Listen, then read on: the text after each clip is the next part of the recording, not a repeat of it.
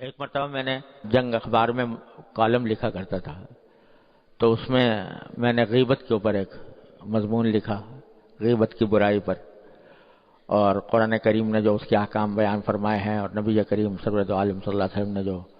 اس کے اوپر وعیدیں بیان فرمائی ہیں اس کا ذکر کیا، اور یہ کہ ہماری مجلسیں بہت کثرت سے غیبت کا شکار رہتی ہیں، اس سے اپنے آپ کو بچانا چاہیے۔ تو ایک صاحب کا میرے پاس خط آیا، اور پروفیسر صاحب تھے کسی یونیورسٹی کے اندر، ان کا خط آیا کہ آپ نے جو کالم لکھا ہے کہ غیبت اتنی بری چیز ہے اور اس سے اپنے آپ کو بچانا چاہیے، اور اس کی جو آپ نے حقیقت بیان کی ہے، تو اگر اس کے اوپر ہم عمل کرنے لگ جائیں تو ہماری زندگی کا سارا مزہ ہی جاتا رہا، ہماری زندگی کا لطف ہی ختم۔ آپ کے اگر قول پہ عمل کریں تو زندگی کا مزہ ہی ختم، اس واسطے کہ ہم لوگ بیٹھتے ہیں مجلسوں کے اندر اور وہاں پر ذرا خوش طبعی کی باتیں ہوتی ہیں، کسی کا ذکر آ جاتا ہے تو اس کے بارے میں کوئی فقرہ کس دیا، کوئی اس کی برائی بیان کر دی، کوئی اس کے اوپر طنز کر دیا، اسی سے ہماری مجلس کی گرمی ہے، اسی سے ہمارے مجلس کا مزہ ہے، لطف ہے۔ تو کیا ہمارا دین جو ہے ہمیں بالکل ہی مقید کر دیتا ہے کہ یہ کوئی مزہ بھی نہ لو اور کوئی لطف بھی نہ اٹھاؤ اور یہ فقرے کسنے کی بات بھی نہ کرو اور بالکل ہی بس خاموش بیٹھے رہو؟ تو یہ تو بہت بڑی تنگی ہے جو آپ نے اپنے مضمون میں لوگوں کو اس کی طرف دعوت دی ہے۔ تو بیچارے نے یہ مجھے بہت درد مندی سے خط لکھا کہ یہ آپ نے ایک ایسا سلسلہ شروع کر دیا ہے کہ اس کی وجہ سے اگر لوگ اس پر عمل کریں گے تو زندگی کا مزہ ہی جاتا رہے گا۔ تو میں نے ان کو خیر جواب لکھا، میں نے کہا کہ بھائی یہ جن لوگوں کی برائی بیان کرنے سے آپ کو لطف آ رہا ہے، اگر کوئی آپ کی کرے، آپ کے پیٹھ پیچھے اس کی مجلس اپنی گرم کرے، آپ کی برائی بیان کر کے، آپ کے اوپر طنز کر کے، آپ کا مذاق اڑا کر، آپ کے اوپر فقرے کس کر،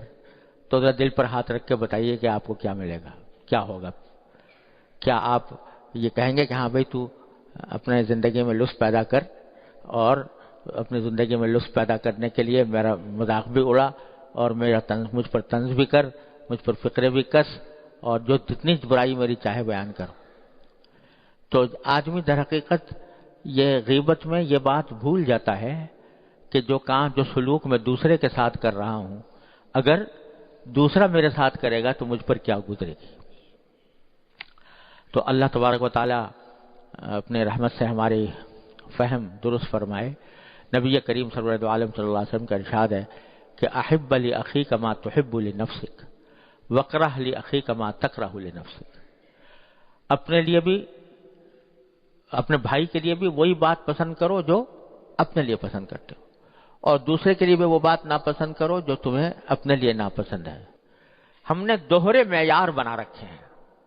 اپنے لیے کچھ اور دوسرے کے لیے کچھ اور، اس کی وجہ سے ساری خرابیاں ہیں۔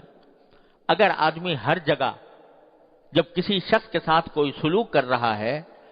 تو اس کو اس کی جگہ اپنے آپ کو بٹھا کر پھر دیکھے کہ اگر میں جو سلوک اس کے ساتھ کرنے جا رہا ہوں کوئی دوسرا میرے ساتھ یہ کرتا تو میرے اوپر کیا گزرتی، یہ اگر آدمی سوچنے لگے تو بہت سی خرابیوں کو سد باب ہو جائے۔ لیکن ہم نے دوہرے معیار بنائے ہوئے ہیں، اپنے لیے کچھ اور ہے، دوسرے کے لیے کچھ اور ہے۔ ایک حدیث میں رسول کریم صلی اللہ علیہ وسلم کا یہ عجیب عمل منقول ہے کہ ایک صاحب آئے اور حضور اقدس نبی کریم صلی اللہ علیہ وسلم سے عرض کیا کہ یا رسول اللہ، اور تو دین کی ساری باتیں میں اس پر عمل کرنے کے لیے تیار ہوں، لیکن ایک چیز ایسی ہے جو مجھ سے نہیں چھوٹتی، تو میں آپ سے اس کی اجازت لینے آیا ہوں، اور وہ ہے زنا۔ اللہ بچائے کہ زنا کاری جو ہے اس کی اجازت دے دیجیے مجھے، اور سارے کام میں کر لوں گا لیکن اس کو نہیں چھوڑ سکتا۔ اب آپ اندازہ کیجئے کہ وہ شخص ہے سرور دو عالم صلی اللہ علیہ وسلم سے کس بات کی اجازت مانگ رہا ہے، کس بات کی اجازت مانگ رہا ہے، جس کو لوگ زبان پہ لاتے ہوئے بھی شرماتے ہیں۔ ایسے گھناؤنے انہ کان فاحشۃ وساء سبیلا جس کو قرآن کریم میں فرمایا، ایسی بے حیائی کا کام زبان سے اس کو ادا کرنا بھی مشکل، اس کی اجازت کس سے؟ کہ جو سارے دونوں جہانوں کے سردار، جس کی پاکی کی قسم فرشتے بھی کھائیں، اس ذات سے پوچھ رہا ہے۔ آج اگر کسی بڑے سے کوئی آ کر یہ سوال کرے تو اس کو کتنا غصہ آئے گا کہ خدا کے بندے تو مجھ سے اس کی اجازت مانگتا ہے۔ لیکن حضور نبی کریم سرورت عالم صلی اللہ علیہ وسلم رحمۃ اللہ عالمین، آپ نے اس شخص کو قریب بلایا، کندھے پر اس کے ہاتھ رکھا شفقت کے ساتھ، اور فرمایا کہ ایک بات بتاؤ، جو کام تم کسی دوسری کے ساتھ کرنا چاہتے ہو، اگر کوئی دوسرا تمہاری بہن کے ساتھ کرے تم پر کیا گزرے گی؟ تمہاری ماں کے ساتھ کرے، تمہاری اولاد کے ساتھ کرے کیا گزرے گی؟ تمہاری بیوی کے ساتھ کرے کیا گزرے گی تم پر؟ آپ اس کو سمجھاتے، اسی طرح بار مختلف رشتہ داروں کا نام لے کر سمجھاتے رہے، یہاں تک کہ آخر میں آ کر اس نے کہا کہ یا رسول اللہ میری سمجھ میں آ گیا، اب میں کبھی اجازت نہیں مانگوں گا آپ سے۔ تو بات کیا ہے کہ اس جگہ خود کو بٹھا کر دیکھو جہاں جو سلوک تم دوسرے کے ساتھ کر رہے ہو۔ یہ ہمارا آج کل لوگ کہتے ہیں کہ نگاہوں کی حفاظت نہیں ہوتی، بد نگاہی، نامحرموں کو لذت کی غرض سے لذت حاصل کرنے کے لیے دیکھنا ایک بلا ہے جس میں جو پھیلی ہوئی ہے چاروں طرف۔ اس کے بارے میں لوگ بکثرت کہتے رہتے ہیں، لکھتے رہتے ہیں، ہم سے چھوٹتی نہیں، یہ بلا ہم سے چھوٹتی نہیں۔ آنکھیں کا دھوکہ کہیں نہ کہیں ہمیں خیانت میں مبتلا کر دیتی ہیں۔ لیکن آدمی اگر اس بات کو سوچے جو حضور سرورت عالم صلی اللہ علیہ وسلم نے ارشاد فرمائی تھی کہ جب تم کسی نامحرم کو لذت لینے کے لیے بری نگاہ سے دیکھ رہے ہو، اگر کوئی دوسرا تمہاری بیوی کو دیکھے، تمہاری ماں کو دیکھے، تمہاری بہن کو دیکھے،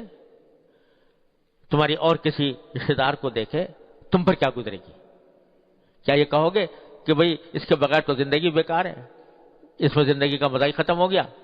لطف ہی جاتا رہا؟ ارے اگر تمہیں اپنا لطف لینے کے لیے دوسروں کی عزت پر ڈاکہ